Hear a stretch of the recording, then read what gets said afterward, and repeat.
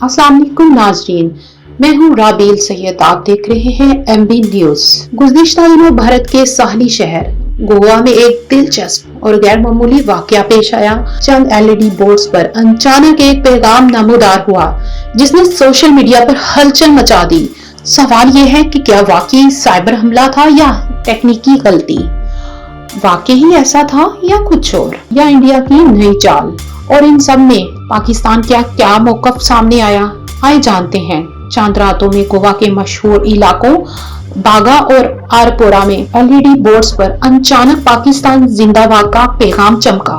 Videos viral हो गई, मुख्तलिफ आराइयां सामने भी आईं। कुछ ने उसे हैंकी कहा तो कुछ ने मुकामी शरारत या फिर इंडिया की पाकिस्तान के लिए नई साजिश या कोई नया प्रोपोगंडा या पाकिस्तान पर लगाने के लिए कुछ नया इल्जामात या जंग बनाने की एक नई वजह। पुलिस ने फौरी कार्रवाई करते हुए साइन बोर्ड्स बंद कर दिए और चंद अफराद को हिरासत में भी ले लिया। अब ये चंद अफराद कौन थे, क्या इंडिया पहले जानता था?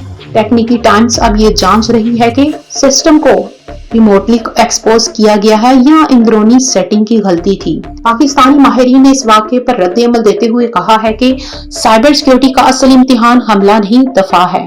पाकिस्तान इस वक्त खतरे में डिजिटल डिफेंस, AI और साइबर एजुकेशन के शोबे में तेजी से आगे बढ़ रहा है। माहिरीन का कहना है कि ऐसे वाक़या दुनिया को याद दिलाते हैं कि टेक्नोलॉजी का गलत इस्तेमाल नुकसान ला सकता है, लेकिन इल्म, शऊर और ताउन यही मुस्तकबिल की असल ताकत है।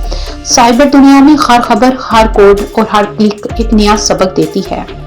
पाकिस्तान का मौक़िफ़ वाज़िह है, टेक्नोलॉजी का मकसद तरक्की, तालीम और अमन होना चाहिए। नाज़रीन, आप सुन रहे थे MB न्यूज़ के चैनल से एक नई और ताज़ा तरीन और चौंका देने वाली खबर। मज़ीद इस तरह की आलमी अपडेट्स के लिए हमारे चैनल को सब्सक्राइब जरूर करें और बेल के आइकन को प्रेस करना ना भूलें, ताकि हर आने वाली ऐसी खबर से आपको बाखबर किया जा सके। अल्लाह हाफिज़।